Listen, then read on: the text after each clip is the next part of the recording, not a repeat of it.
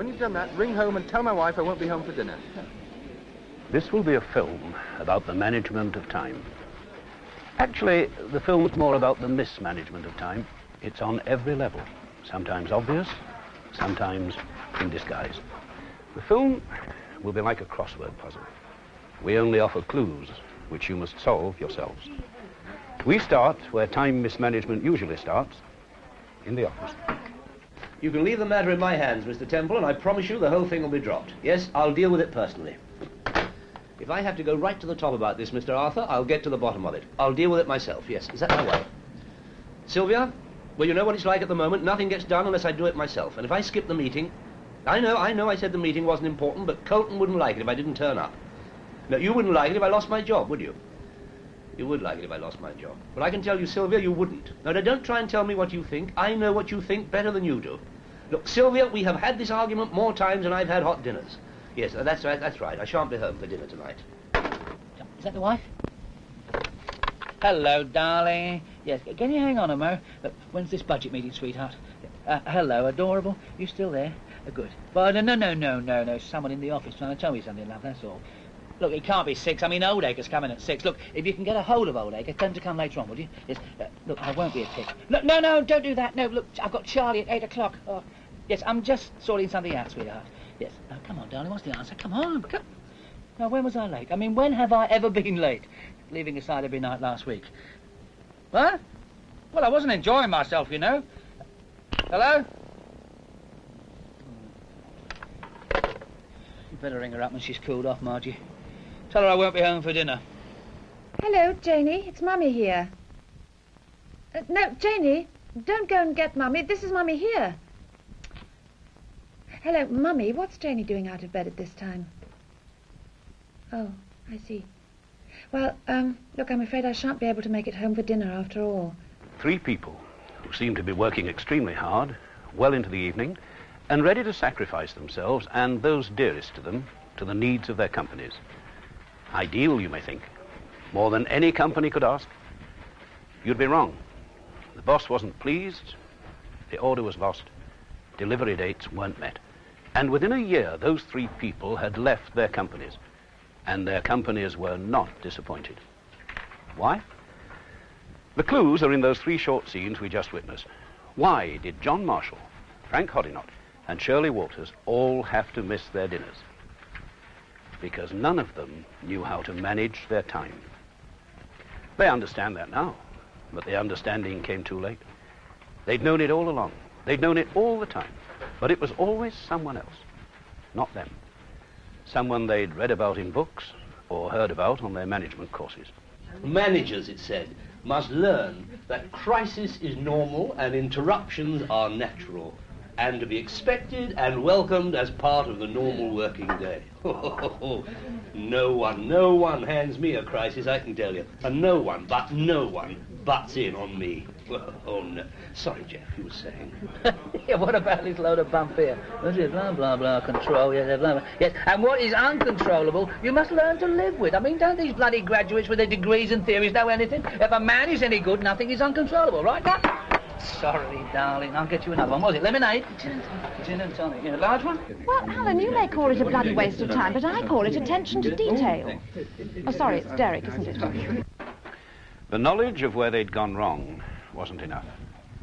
They discussed their faults, but they didn't change them. Knowledge is not the same as understanding. John, you used to be personnel manager with a firm which made toys and games. Yes, that's all it was to me. A game. People I worked with were my toys. Yes, you could say that. I broke some of them too. Well, on purpose, just by accident. I never really knew how it happened. One-eyed teddy bears, trodden on ping-pong balls. That's what I turned them into. And not just the people under me, those above me as well. Thanks for coming, Jack. Harriet, Dan, I know you're busy people with better things to do, but I don't want to make any mistake about this appointment. And the girl will be working with all of you one way or the other. First girl's due now. A few minutes ago, in fact. Her name is Tessa Agnew. She's 27. She's had some experience of this kind of role before. Oh, that'll be her now, not before time. Come in. Take a seat, Miss Agnew. Your application form is written out in great detail, so there's very little that we don't know with regard to your background. Now, Miss Agnew. Mr. Dance is the name, and I've come to clean the windows. Oh. I don't know if it happened exactly like that, but it doesn't really matter, does it? The important people at that interview weren't Agnew or me. They were Jack Knight, Harriet Sawyer, and Dan Fawn. Well, mismanaging my own time was one thing. 20 minutes, maybe, but their time was worth 3 times mine. That's an hour apiece. There were 3 of them. 3 hours. And that's not taking into account other people's time, which they were wasting, by wasting their time helping me waste mine. It all adds up, you know. What's the secret of your genius for mismanaging time? Your own and other people's? Nobody could do anything right but me. What I am now, I brought upon myself. I know that now. But at the time, it seemed that everyone else was to blame. You try to do everything yourself, but when something goes wrong, you blame everyone but yourself. It all started at home. I thought I was helping my boy with his homework.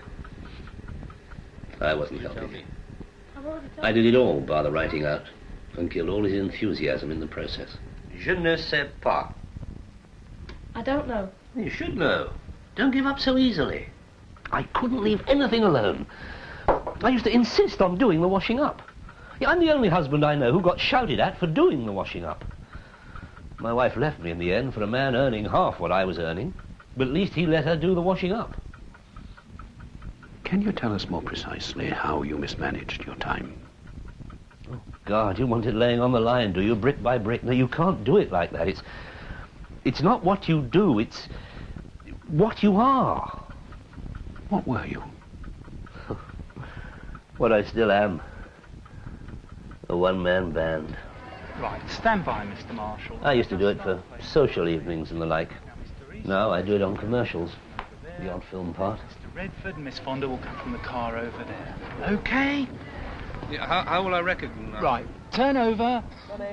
I haven't done it on the streets yet, but Action. I've always been a one-man band.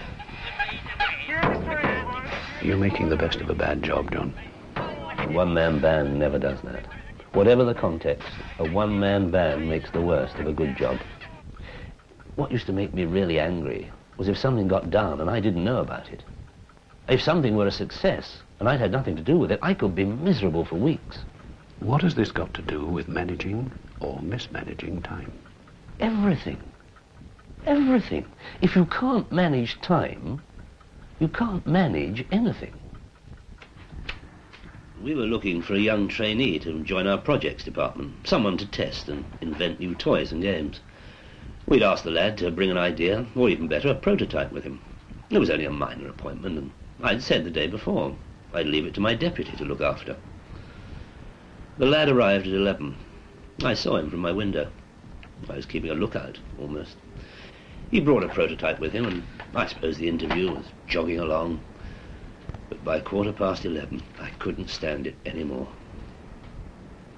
Miss Althorpe, I think I'll pop down the corridor and see how Leverton's getting on with this trainee character. But Mr. Parsons is coming to see you about his expenses. It's Mr. Leverton's job to deal with people's expenses, but can't I trust anyone around here to do the job they're supposed to do? Mr. Leverton did deal with it. You said you wanted to see Mr. Parsons yourself. Did I? Well, why didn't you tell me sooner? Why does he want to see me? He doesn't want to see you. You want to see him. No, not want, Miss Althorpe. I have to see Mr. Leverton, because he still needs supervising after 45 years in the job, which is also why I have to pop down the corridor, because Mr. Leverton can't be left on his own. Try and put Parsons off till tomorrow. I've already tried to do that, Mr. Marshall. Oh, you already tried, without consulting me first. I don't know what to say about that, Miss Althorpe. How did you know that I wouldn't be available at the time I'd agreed to see him? I see you have no answer. Mr. Parsons is going on holiday tomorrow. Ah, Mr. Parsons is going on holiday tomorrow, is he? No doubt on the proceeds of his excessive expenses. So I have to see him today. I, who have not only not had a holiday for 2 years, but also have to do Mr. Leverton's job. Tell Parsons to wait when he gets here. I popped down the corridor to see how Leverton was doing. and entered the conference room to find Leverton bent over the conference table, going purple in the face, blowing through a small cardboard tube. Mr. Marshall, I wondered when you'd be round. This is Mr. Charlton. He's brought us a game called Blow Billiards, but I'm afraid I've had to tell him it won't work. At least not in its present form, at any rate. Let me try. Oh, this is somewhat soggy. Perhaps Mr. Charlton here has a fresh sample.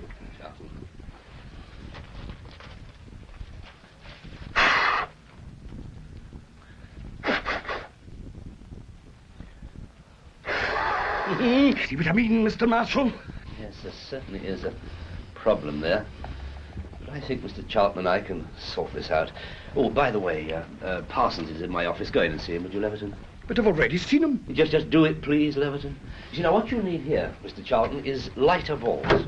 Look, let's clear these away, and I'll see what I can find. Probably got just the thing. Ah! Ping-pong balls. Ideal. Well, I'll set these out, and we'll see how it works. Shall I, break?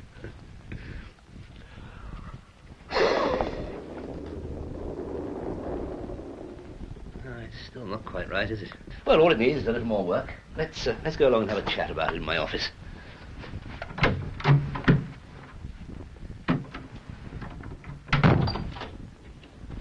When we got back to the office, no one was there. Miss Althorpe, Leverton, Parsons had gone. My entire staff had resigned, en bloc. I was alone. I'd been asking for it for years, wanting to do everything myself. But when I got what I'd been asking for, I was lost. I thought everyone depended on me. In fact, I depended on them. How would you define your particular way of mismanaging time? I couldn't delegate. I overruled Mr. Leverton, who was my subordinate, in front of Charlton, who might one day have to work for Mr. Leverton. I treated other people's time as my own. As a manager, I should have treated my time as theirs. Set aside perhaps 2 hours a day for myself and been utterly ruthless with those 2 hours. Wasn't it just that Blow Billiards wasn't a very good idea? Oh, I don't know about that. I'm still working on it, you know. On my own. So you're only wasting your own time now? Oh, we'll see about that next Christmas. Could be the biggest thing since skateboards. This is the marshalling yard and warehouse of one of the country's biggest removers, packers and shippers. Some way down the management scale, Frank Hoddinott used to work. His job was the allocation of vans and men to move the goods to the right destinations all over the world. It was a marvellous job. I loved those vans. I thought I was going with them, all the way, wherever they went. London to Newcastle, Brummie to Bristol, then on to Scandinavia, Australia, America, everywhere. And it all started off in my little office in hut number 2. There was only me and Margie, of course. Yeah, I loved it all too much, you see. I mean, I was friendly with all the drivers, you know. I'd always do them a favour if I could.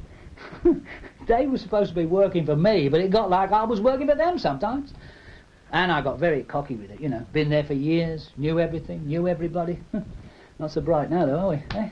You know, if something went wrong, all it needed was a nod and a wink, you know, a bit of fiddling there, you know what I mean?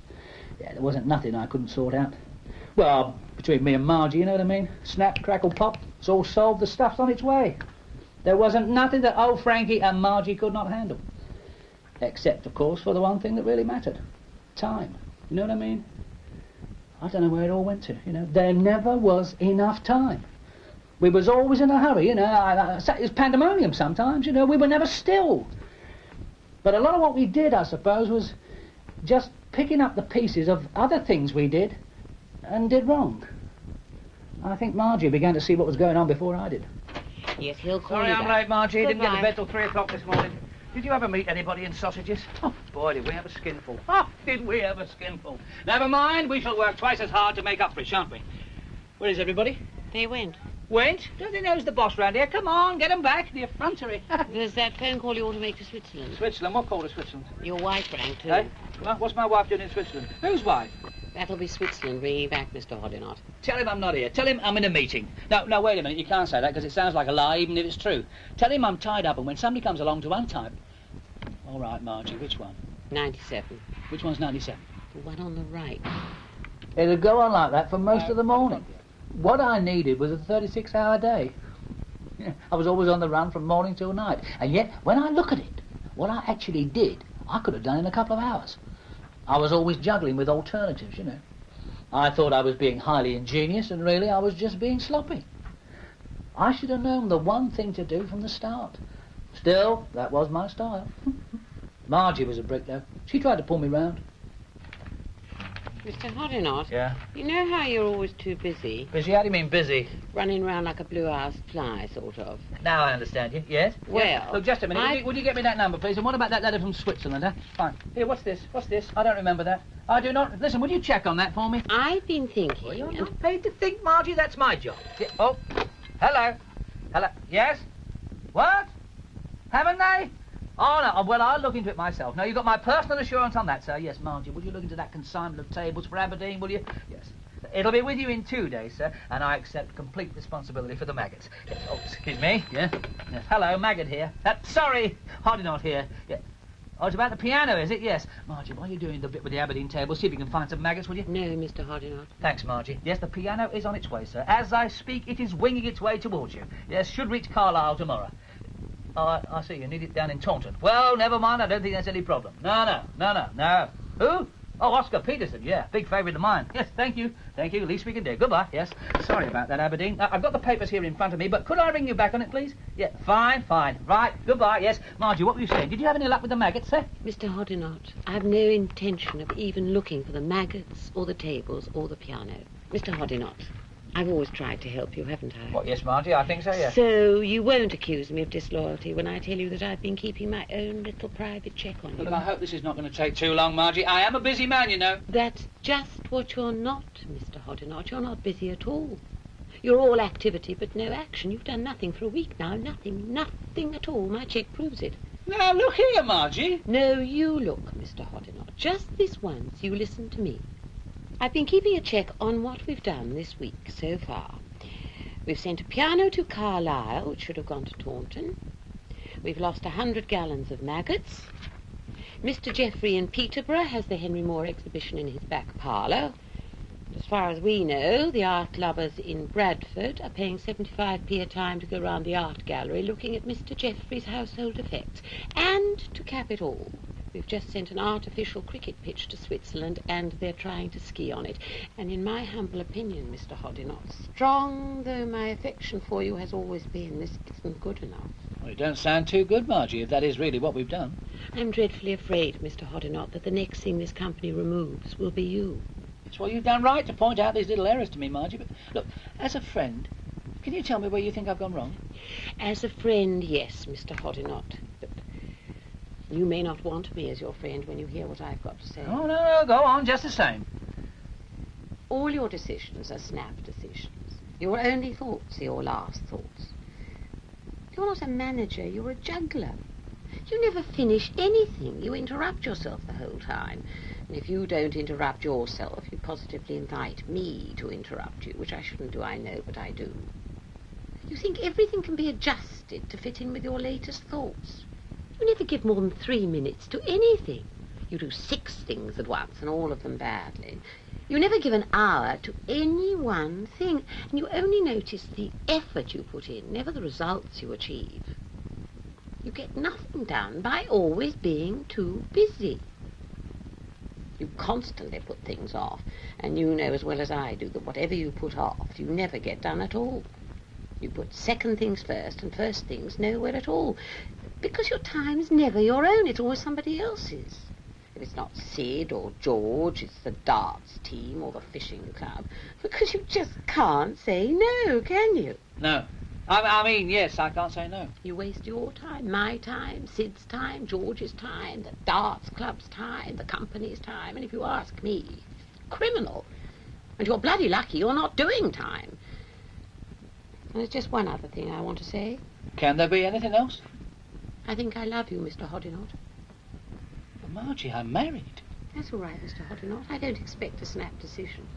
I can wait if you can. I made one more snap decision. Just one. I resigned. Only hours ahead of the sack, I think. The company's picked up a lot since I went. Mind you, the atmosphere's not the same. Margie's told me a lot of things I've done wrong. A good manager always knows how little time he's got. There's not 24 hours in the day, there's 2. And good managers always ask themselves if they're giving the right kind of time to the really important things. Now, that sort of thing sounds obvious, doesn't it? But very few people pay attention to it. You know, in a funny kind of way, I did give my time to the thing that was most important to me. I gave it to Margie. Yeah. And now the only hours in the day that count for me are the hours I spend with her. Which is about 2. Because she's been run off her flaming feet ever since she took my job. Here, would you want a biscuit? Frank Hoddinott and John Marshall's stories end differently. There seem to be as many different kinds of failure as there are different kinds of success. But they both have one clear message. If time isn't properly managed, nothing else can be managed at all. Shirley Waters didn't know this. Shirley Waters fell in love with her treadmill. She was marketing manager with a large confectionery firm. She was always putting herself about, everywhere, anytime. She didn't know that the effective use of time is measured only by results, not by the number of hours you put in. Well, that was me a year ago. I suppose it is still, really. Details, details, details. All trees and no wood. And always every tiny, minute, insignificant, nitpicking, microscopic detail. You'd think, wouldn't you, with an appetite like that for work, that the Sweetie firm would have flourished. Oh, no. It was that same appetite for work, that pernickety, finicking obsession with detail that brought us to the brink of bankruptcy. I know, I shouldn't have bothered with detail. It would start as soon as I arrived at the office, at 8:28 sharp, earlier than everyone else, of course.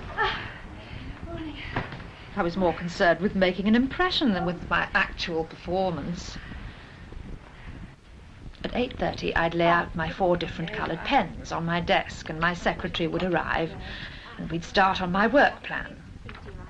The red pencil for telephone calls, blue for letters, black for meetings, green for anything personal. I'd leave nothing to chance. So it was sometimes lunchtime before we'd drawn up the work plan, and by that time there was no time left to do the work. So I'd stay in the office over lunch and draw up a revised work plan. My work plans were works of art, but quite useless. They were just beautiful bits of paper. You know, my obsession with details, it was just a way of putting off work, of avoiding my real tasks. I should have planned my time instead of my tasks, and planned it in big, bold chunks, too, not ticky-tacky, fiddly minutes there and minutes here. I used to take my work home in the evenings, too, you know. God knows why. I never did anything at home, but I was afraid of what people would say if they didn't see me staggering out of the building with a bulging briefcase and the contents of half a cupboard under my arm. As often as not, though, I wouldn't go home at all. I'd call a meeting.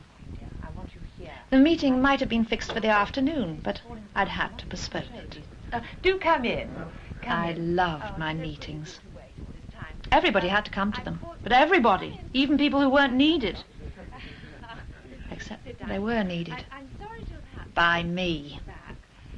I'd make it all sound as though I was offering even the least important among them a sense of participation. All I was really offering was boredom, frustration, exhaustion. Well, if I was going to be whacked, I made damn sure everyone else was too. I couldn't believe anyone was doing their job properly unless they suffered. And I had to see them suffering. A person's pain and agony is how I measured their devotion to duty. It came to a head one particular evening. I knew the company was going downhill, and I reckoned that everything depended on a completely new product. I'd called the meeting for the afternoon, but I'd put it off because of some emergency I'd managed to create. But I won't bore you with the full meeting.